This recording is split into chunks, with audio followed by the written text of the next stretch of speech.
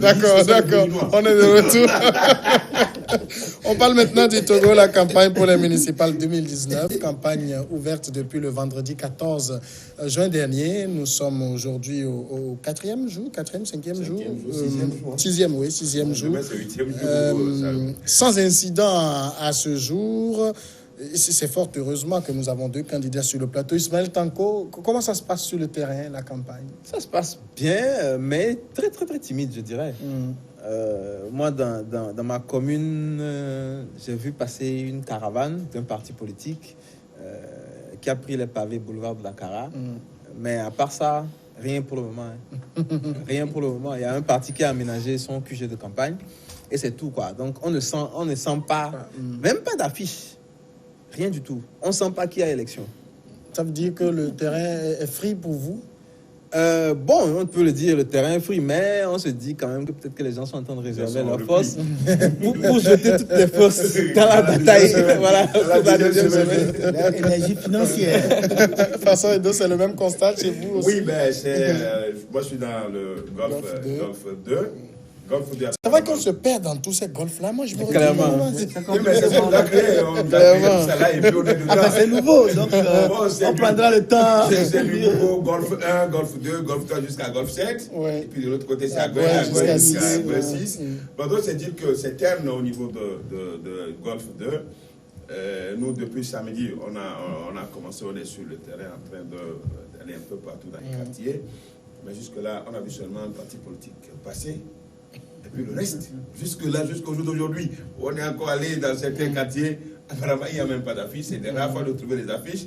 Moi, ça demande que les gens sont en train de réserver leurs énergies pour la deuxième semaine. Et peut-être penser que nous qui avions commencé, on va s'essouffler. Ils se trompent. On va aller jusqu'au bout. On va aller jusqu'au bout. Mais quand même, je crois que, d'abord, le constat sur le terrain avec... Quand on parle de la quasi-inexistence des acteurs sur le terrain, le problème, c'est les citoyens. Les citoyens, d'abord, le premier constat, ils ne veulent plus. Non, on va aller plus spécifiquement dans cet aspect. Dominique Alizio, vous constatez aussi un peu cette torpeur-là, cette morosité? Non, c'est vrai que ça ne semble pas prendre tellement. Et moi, j'ai essayé de filer, regarder un peu. Il y a une caravane de l'ANC qui, je crois, lundi ou dimanche, était dans Agoué, dans quelques quartiers d'Agoué.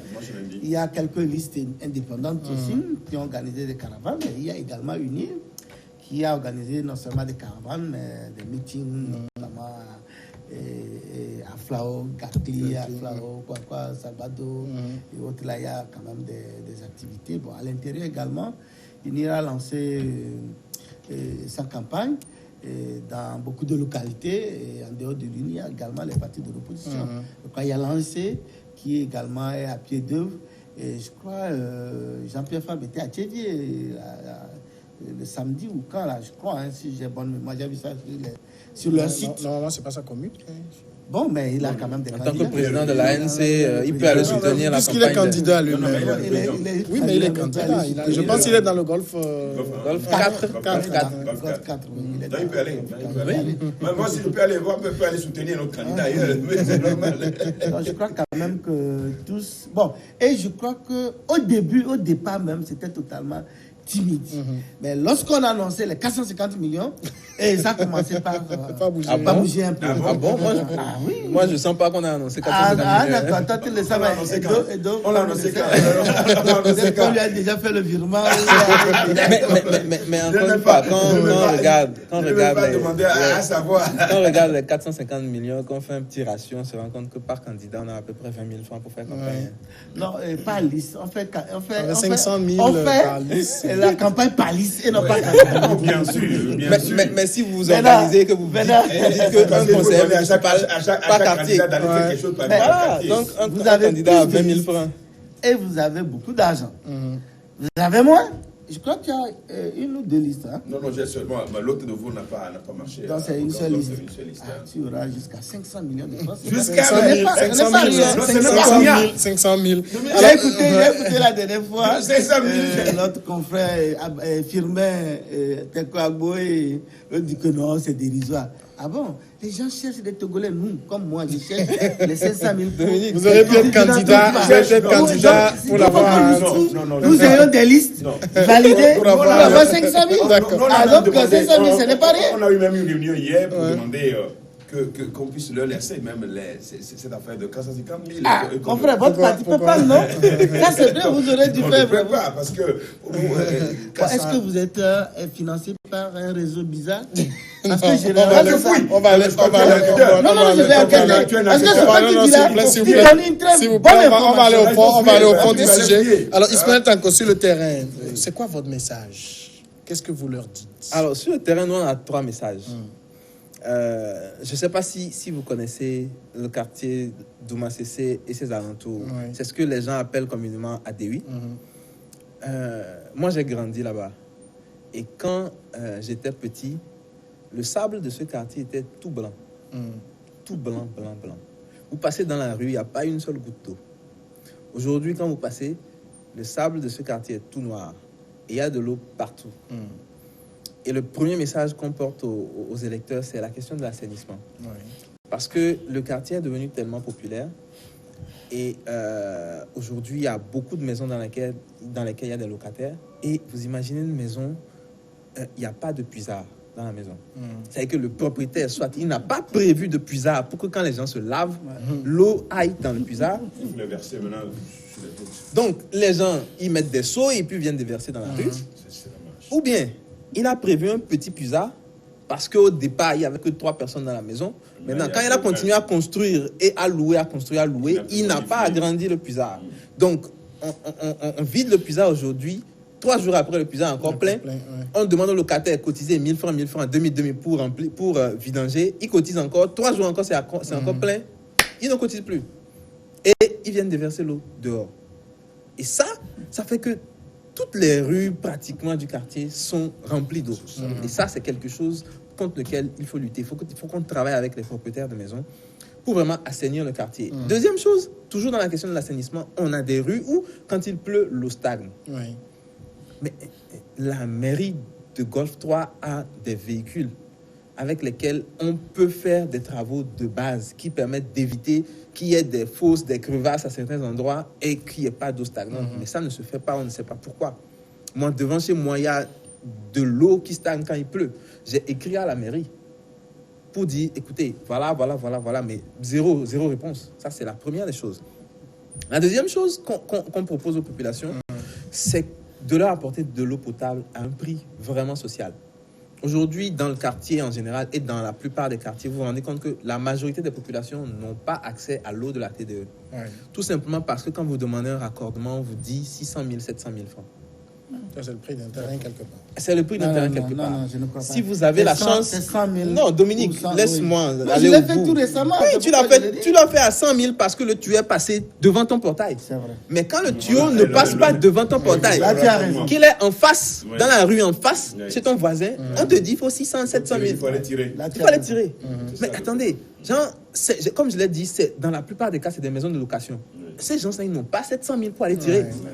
Il faut aller chercher. Donc, des bassines pour aller chercher l'eau. L'eau de forage. L'unité à 25 francs. D'abord, l'eau de forage, la qualité. La qualité est douteuse. Bon, voilà. Donc, quand c'est de l'eau de la TDE, la bassine est à 25 francs. Aujourd'hui, nous proposons un projet aux populations dans un premier temps avec 3 bassines à 25 francs.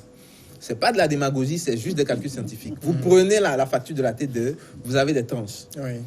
La tranche sociale, elle est à 180 francs. Quand vous la calculez en toute taxe comprise, vous faites le calcul, 3 bassines reviennent à 17 francs CFA. Quand vous prenez la tranche numéro 3, la plus élevée, elle est à 400 francs hors taxe. En TTC, vous êtes à 400 et quelques. Vous faites le calcul, vous êtes à 23 francs.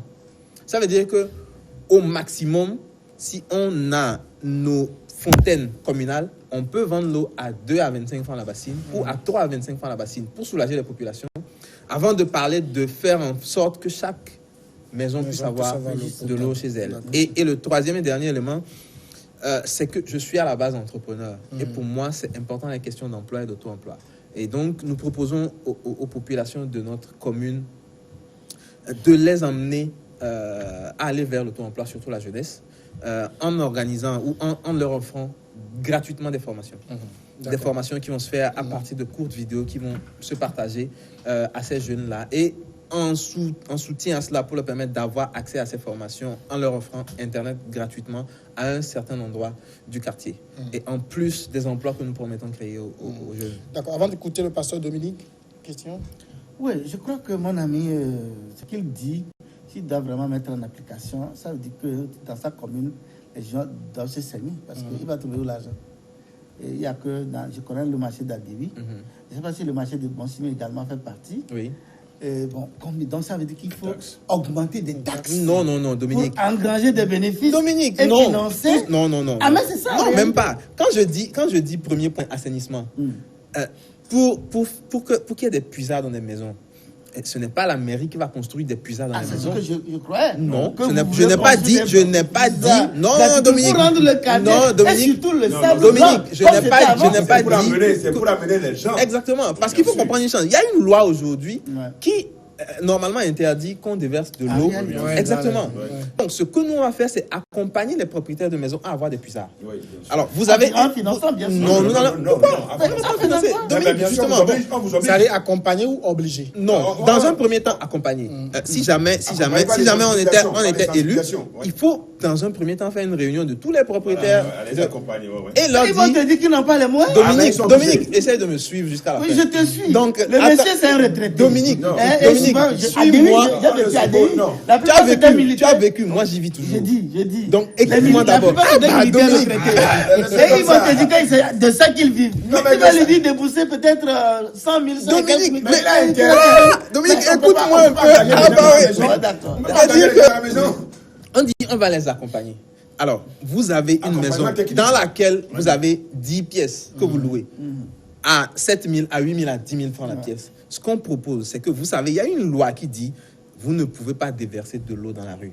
Donc, on propose de voir avec des institutions de microfinance de la commune qui vont vous accompagner sur la base de crédit et qui vont vous permettre alors de payer à petits coups. Si c'est 12 mois, si c'est 18 mois, on s'entend pour que un des locataires, par exemple, ne vous verse pas son loyer chaque fin de mois et qu'il aille verser à l'institution de microfinance. Donc, ce qui fait que... Je suis d'accord. Voilà. Donc, ça, on n'a pas besoin d'un financement additionnel pour faire ça. Et ça, c'est des choses que les gens qui sont dans ces mairies aujourd'hui auraient pu faire, qui n'ont pas été faites. Quand j'ai parlé d'endroits où il y a de l'eau stagnante et tout ça là, les véhicules sont là, les tracteurs sont là et tout ça là, les bulldozers et tout ça. C'est simple de mettre du carburant dans un bulldozer et de venir niveler des rues. De les charger. Quand nous parlons d'eau potable... charger, pas niveler. Charger. Maintenant, où trouver de quoi charger, il y en a plein. Aujourd'hui, il y a la cité Millennium qui est en chantier. Tout le sable et tout ce qu'on sort de là. Voilà. Quand je parle d'eau potable, ce n'est pas qu'on va mettre un budget en place. Aujourd'hui, la TDE a un certain nombre de canalisations. On a des fontaines communales sur lesquelles on demande que le prix social soit appliqué. Parce qu'on a plusieurs tranches, parce qu'on considère que des gens ont les moyens et consomment beaucoup d'eau. Mais si c'est une fontaine communale, c'est un prix social qui doit être appliqué. Ça veut dire qu'on n'a pas besoin d'un sou pour aller vendre. Faire au moins quelques bénéfices. Pasteur Edo, de votre côté. C'est plus pratique. Je voterai pour toi si j'étais dans ton... Mais vote pour moi dans ton quartier. Parce que nous sommes pragmatiques. On va écouter maintenant le pasteur Edo. Le message que nous donnons, je crois qu'il a anticipé sur beaucoup de choses. Mais avant de venir, c'est les difficultés que nous rencontrons sur le terrain. C'est très important. Parce qu'au niveau de la CENI, jusque-là... De la CENI? Attends, nous n'avons pas le bulletin, le spécimen, oui. Une semaine de campagne. Qu'est-ce qu'il faut dire aux citoyens? Ce que tu veux faire. C'est pas le bulletin, c'est pas pour le... Mais il y a des gens qui ne sont pas lettrés. Il y a des gens qui ne sont pas lettrés. C'est pas ce soir qui va être réaliste. Il y a des gens qui ne sont pas lettrés. Mais quand tu me dis que c'est à cause du bulletin, non, je dis parce que les gens tu n'as rien à dire. Non, je dis. Il n'a pas dit, il n'a rien dit. Avant de dire le message, le problème que nous avons, c'est que les gens demandent à voir le bulletin. Comment voter? Et ça, de manière pragmatique, avant d'entrer en campagne, les partis politiques et les candidats doivent avoir le spécimen. Ça, c'est clair. On ne peut pas lancer une campagne sans spécimen. Ce n'est pas normal, Dominique. Et nous, on a saisi la CENI pour dire, mais pourquoi ça traîne? Puisqu'on a presque à la première semaine, qui finit demain. On va rentrer dans la deuxième semaine sans spécimen. Quand ils ont communiqué là-dessus, ils ont dit que Ça sera fait incessamment. Là, tu défends. Non, je ne défends pas, mais je dis. Ils l'ont dit, ils ont communiqué.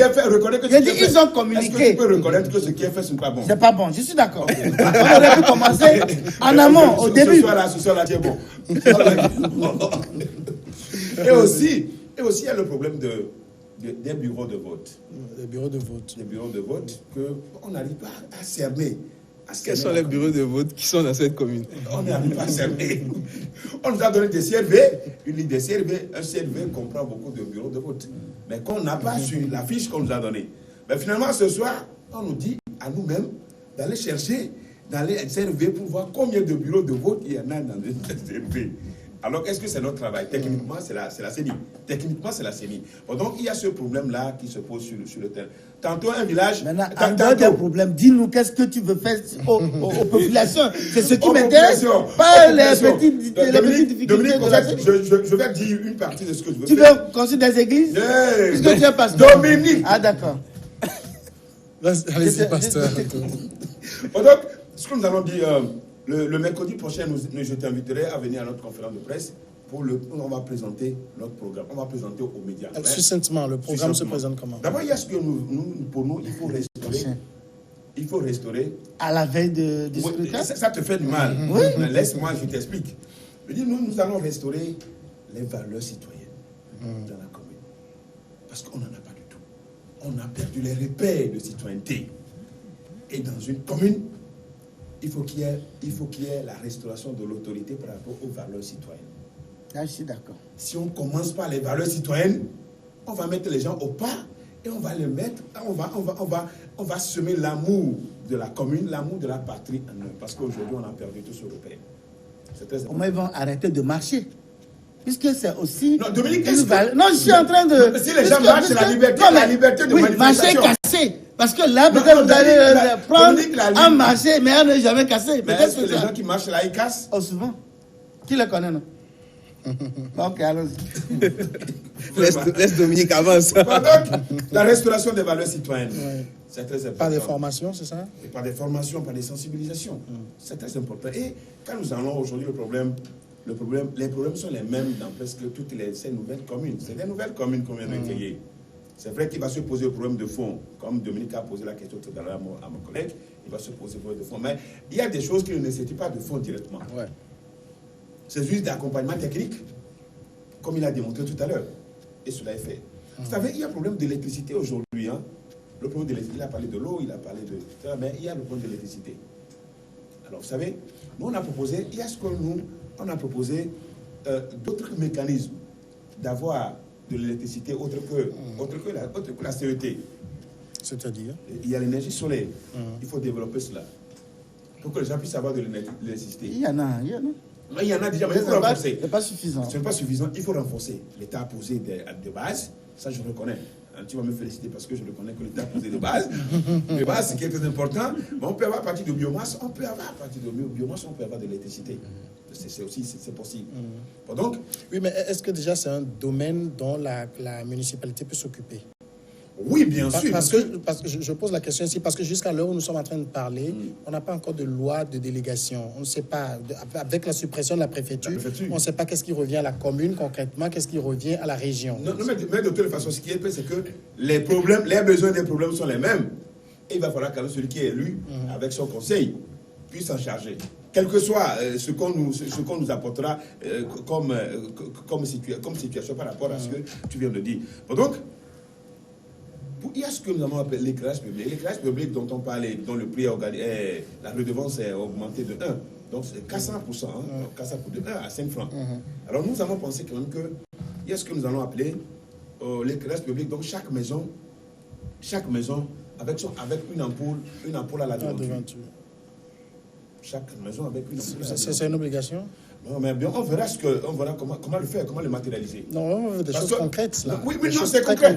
C'est concret. Oui, si moi, je vis chez moi, vous n'allez pas m'obliger à... Tu n'as pas l'argent pour payer. Non, nous savons, Il a dit quelque chose tout à l'heure. Il a démontré tout à l'heure. Hein, et nous avons apprécié. Alors, comment cela va se faire dans l'ampoule? Mais si on estime qu'on prend une ampoule, ça dépend des ampoules. Hein, ça dépend des ampoules, combien la démonture. Pour nous, c'est une manière de sécuriser. En réalité. De donner mais les gens, pour des raisons économiques. Des raisons économiques, on a fait le calcul. C'est vrai qu'une ampoule ne coûte pas grand-chose. Si elle est économique. Oui, bien sûr, on a fait le calcul. Ça n'a pas donné grand-chose d'un par un. Parce que nous, on a la chance d'avoir avec nous un expert en électricité, mais qui est allé tout à l'heure, qui est tout récemment comment on l'appelle, en Israël, notre secrétaire administratif, qui est allé en Israël, qui est allé se former. Donc, il vient de rentrer. Mais il n'est pas sur la liste, mais il est notre secrétaire administratif. Donc, il est un expert dans le domaine. Et il a prouvé que cela... On a même déjà proposé à la CET. On a déjà proposé à la CET. Ce projet-là, on l'a déjà proposé à la CET. Une maison, une ampoule. Donc, vous allez l'implémenter. Donc, on va l'implémenter. D'accord. Dominique? Donc, pour dire est-ce qu'il y a quelque chose d'intéressant? Parce que nous, en tant qu'organisation de défense des droits de l'homme, nous avons proposé, il y a quelque chose de très important. Vous allez garder cette posture en tant qu'élu? Non, mais je ne dis rien pour le moment. En tant qu'élu, vous êtes représentant de l'État. C'est aussi un agent de l'État. Le maire est aussi un agent de l'État, ne l'oubliez pas. Le mouvement Martin Luther qui reste. Va changer de tête. Mais je suis toujours là. D'accord. Dominique, réaction? Non, je crois que son projet, bon, il n'a pas pu vraiment nous dire concrètement en quoi consistera une ampoule, une maison. Parce que, comme je l'ai dit tantôt, une ampoule, le maisonnier va dire que je n'ai pas l'argent pour payer, parce que ça me revient cher, la consommation. Alors peut-être, il détaillera ça plus tard, là on saura vraiment la quintessence de cette proposition. Moi je crois qu'il a dit quelque chose aussi un peu intéressant, c'est le fait qu'il dit qu'il doit former les gens à la valeur, à des valeurs citoyennes. Et ça c'est fondamental. Mais je crois que aujourd'hui par exemple, lors de vos marches, vous dites, vous voulez la liberté. Dans la liberté, pour les gens, ils croient qu'ils peuvent tout faire, insulter les gens. Tu vas à un Zémidian pour rien du tout, il t'insulte, que tu as fait ta tête comme ta maman, il va insulter jusqu'à ta maman ou ta grand-mère. Mais voilà ce que, lors de vos meetings, ce que vous dites souvent, que quoi? Que non, que vous voulez la liberté. Bon, le fait de même de respecter même les feux tricolores, même, c'est une manière de... C'est une manière de... gens que la liberté, c'est d'insulter. Ah, je vous dis qu'on écoute les émigrants quand ils reviennent de vos meetings. C'est ce qu'on a l'habitude de nous dire.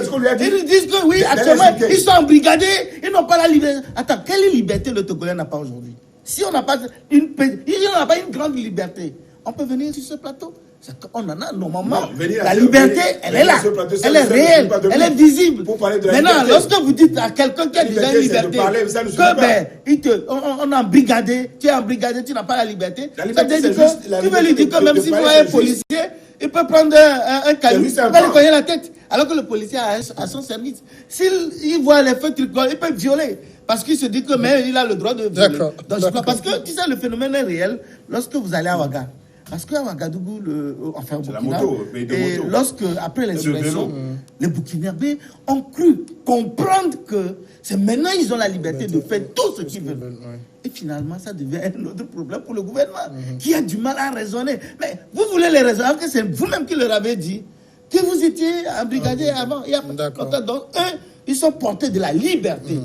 Donc, si vous pouvez maintenant former, restaurer les valeurs citoyennes.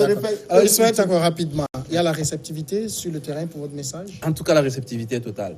C'est que c'est ahurissant, quoi. Nous, on fait une campagne de porte-à-porte. On ne fait pas une caravane. C'est devenu la nouvelle méthode maintenant. Non, pour les élections locales, 2015, pour les élections locales, c'est ce qui marche le mieux. Vous allez en contact des populations, vous leur parlez, vous leur expliquez les choses. Droit à 500 000 francs. Que vous allez juste de maison en maison. Donc vous n'avez plus besoin de l'argent. Dominique. À pied. Vous allez à pied. Non, on ne va pas à pied. Mais Dominique, si jamais tu avais fait un budget de campagne, tu verrais qu'un budget de campagne, ce n'est pas 500 000 francs. Même si pour les locales, même si vous faites du porte-à-porte, ce n'est pas 500 000 francs. Donc, je disais que la réceptivité, elle est totale. Les gens... Nous avons évoqué des problèmes qui sont réels, que les gens vivent. Et ce qui fait que tout le monde nous dit, vraiment, on votera pour vous. Vraiment, si vous pouviez faire ce que vous avez promis, ce serait très intéressant. Donc, moi, en tout cas, je suis content. Même si nous ne sommes pas élus, je dis que ce que nous avons promis, nous commencerons à le faire. Parce que comme je l'ai démontré tout à l'heure, ce n'est pas une question d'argent. Et ce qui intéresse les gens aussi, c'est que ce que nous faisons en réalité, ce n'est pas maintenant, ce que nous promettons, ce n'est pas maintenant qu'on va commencer. C'est des choses que nous avions commencé. Par exemple, chez moi, tous les dimanches, j'ouvre l'eau, c'est gratuit, les gens du quartier viennent puiser. Et ça, c'est pas aujourd'hui, c'est pas depuis hier. Donc, ce qui fait que les gens se disent, ok, ces gens, ils ne sont pas venus parce qu'il y a élection. Donc, tu étais en campagne depuis, en fait. Non, c'est pas une question d'être en campagne depuis. Ils se disent, ces gens ne sont pas... Bon, voilà, même si c'était en campagne, c'est mon droit. Donc, c'est ça.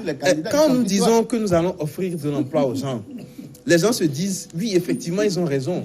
Parce qu'ils savent que aujourd'hui, quand vous venez chez nous, tous les jours, vous avez une trentaine de filles qui sont là et qui travaillent et qui reviennent chaque jour. Donc, ils se disent, ce n'est pas des promesses démagogiques. Et quand on leur démontre que, oui, ça, voilà, on peut faire ceci, comme ça, les gens disent, ah, c'est vrai, ça, c'est simple à faire. Je voudrais ajouter quelque chose. On va écouter le pasteur. Il a touché du doigt un réel problème, phénomène dans la zone. Ce que c'est ailleurs, parce que je maîtrise bien le quartier. Vous savez, non loin de Calcutta, par exemple, un jour, on était en train de déverser l'eau de puisard dans le quartier aux alentours de 18h comme ça.